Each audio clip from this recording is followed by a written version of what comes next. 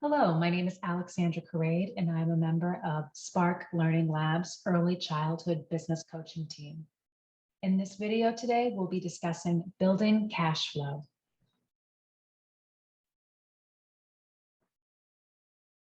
We'll talk about what is cash flow and why is it important?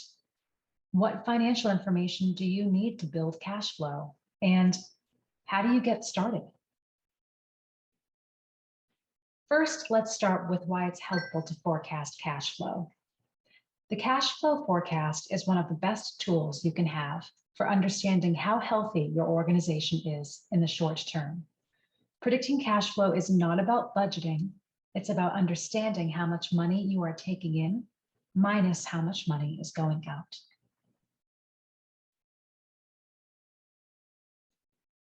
When you begin a cash flow forecast, you will start to learn how much you are making over time, if you will have enough cash to pay yourself and to pay your bills, and how much money you're really making.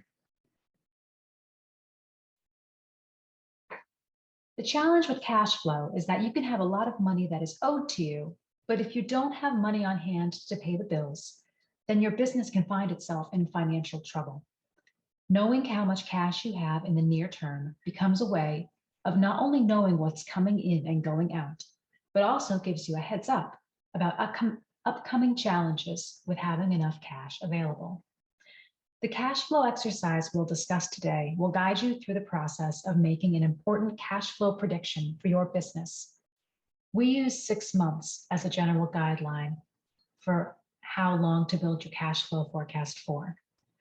We purposely choose the 6-month time frame because it's a nice snapshot that allows you to make decisions a few months away, but not so far away that many things could change.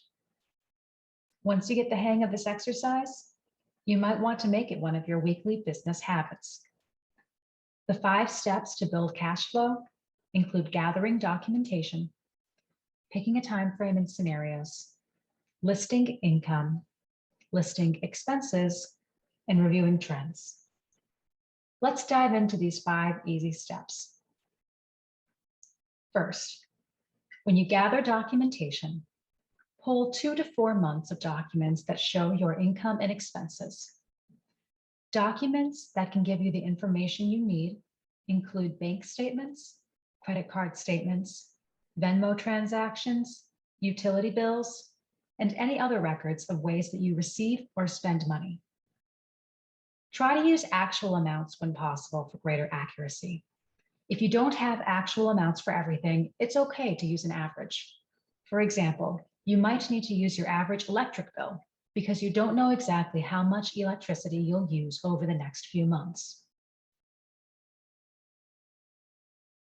The second step is to pick a time frame and scenarios.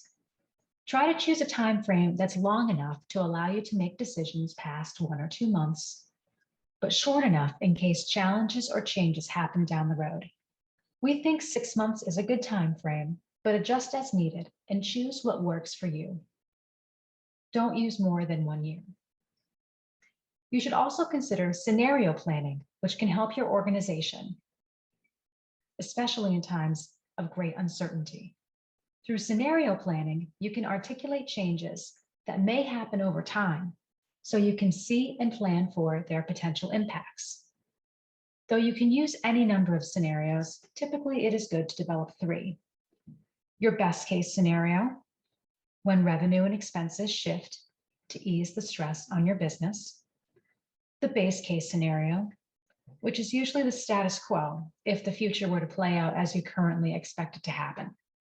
And thirdly, the worst case scenario, where revenue and expenses will trend in ways that could happen and would result in a more difficult position for your business. To build the scenarios, identify the most significant factors and how they may trend in each scenario. Make sure you consider factors that are on the revenue and expense side. Try to keep it to just the most important factors, the 3 to 5 most likely to change in the future, which could have the most significant impact on your organization. For example, a potential increase in your healthcare costs by 50% would be a likely factor for your worst case scenario. whereas a 1% increase in office supplies would likely not be included. Make sure you include a list of the factors. Writing them all down will help you understand and see your assumptions. If you can, articulate the cost impact in actual dollars, such as what happens if you get that $10,000 grant, or a percentage, such as a 10% increase to the cost of supplies. The table pictured in this slide is an example of how you can capture your assumptions in each scenario. As you run through all of your steps that you have listed out, do one set of tables for each scenario so that you can see the impacts.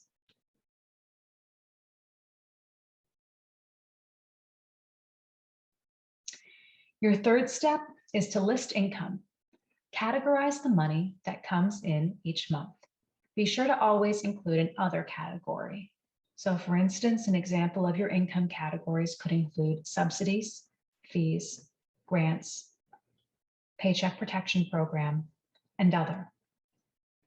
As you can see in this slide, this is an example of how you could set up a table with revenue categories in one column, each of your monthly revenue sources in their own separate columns, and then a total column where you add up all of those figures. Step 4, list expenses. Categorize money that goes out each month. Again, be sure to list an other category. Expense categories could include personnel, taxes, rent, utilities, vehicle expenses, phone, food and snacks, personal protective equipment, cleaning materials, loan payments, bank fees, and your other category for miscellaneous expenses that don't fit elsewhere.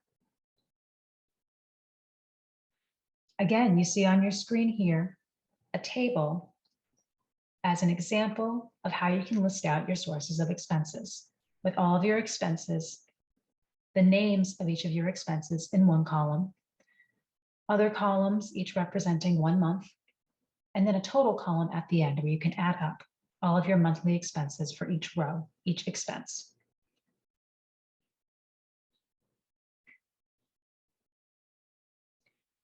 Lastly, you need to review the trends. Your total cash flow over the next 6 months will be the total amounts of revenue minus the total amounts of expenses.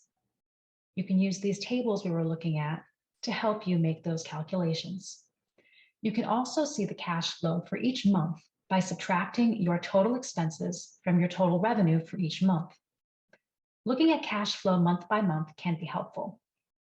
Some months, your revenue might be less than expenses, but other months it might be more. This tells you when you need to save money from one month to the next.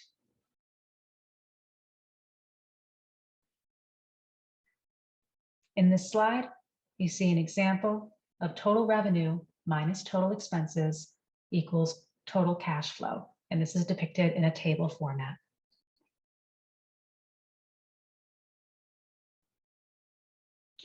Now that you've performed your cash flow projection, you can ask yourself a series of questions for each scenario to understand any trends that appear.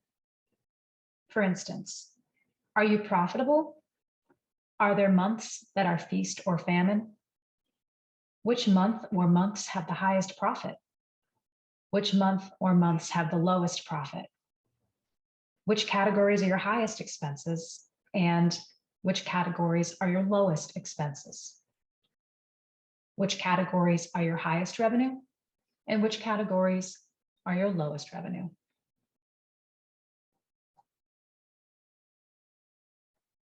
Now, if you've completed your analysis and you find that you need to cut some expenses in order to increase revenue, there are some ways to do this. First, you could increase enrollment. This can be the most cost-effective way to build revenue. Start by asking your current families if they know of other families in need of care who they could refer to you. Also, reach out to the CCR&R and other providers to find out if there are families who need care. You could consider weekly versus monthly billing. If you currently charge $1,000 a month, most people assume that works at $250. That works out to $250 per week. but some months have 5 weeks, and that translates to an additional $1,000 per year per student. This method can be an effective way to increase cash on hand if you have families who consistently pay on time. If you have families who often miss payments, this can be difficult because it may mean chasing down money.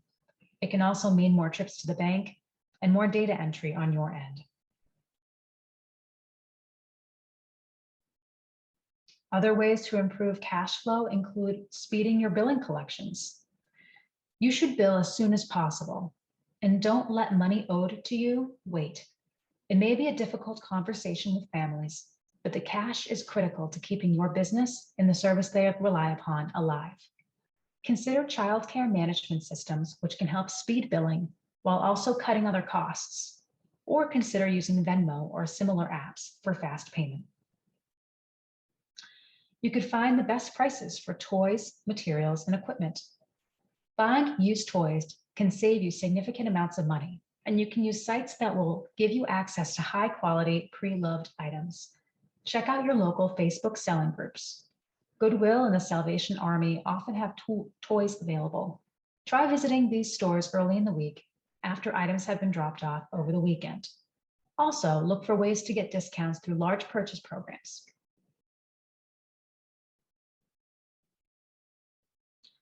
Look for recurring subscriptions that you can cut. Take a look at the different services and online memberships that you have. Often they accumulate over time, and we don't realize how many we actually have or the impact that they have on monthly cash flow. Determine which subscriptions you need and which you can live without. Look for grants and other opportunities from your local child care resource and referral agency. This is a great way to connect with resources, grants, and opportunities for additional funding. Your CCR&R will often offer one-on-one help and expertise if you have questions and concerns about your business. If you're looking to improve your cash flow, you can consider federal programs. A new stimulus package is still emerging. In the meantime, programs like Families First Leave can provide you with payments for staff who are at home caring for themselves or family members with COVID, or for children who are not in care or school. It can be done intermittently. You can have a person who uses it 5 days a week or even just 1 day a week. The Employee Retention Tax Credit is open to small businesses that did not receive a Paycheck Protection Program loan. The ERTC provides up to $5,000 for each employee you kept employed through the pandemic. The Main Street Lending Program can provide very low interest loans for for-profits and nonprofits with at least 10 employees. Defer or reduce payments for rent, utilities, and mortgage.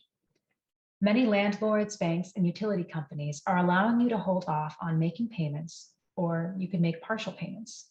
The money is still owed, but can provide vital cash to keep you going. Also, consider renegotiating your lease or moving to a new space, even hiring a broker to do so. Automation. Look for ways to stretch your time and your staff's time through apps and other programs. A childcare management system can help with billing, attendance, and other functions.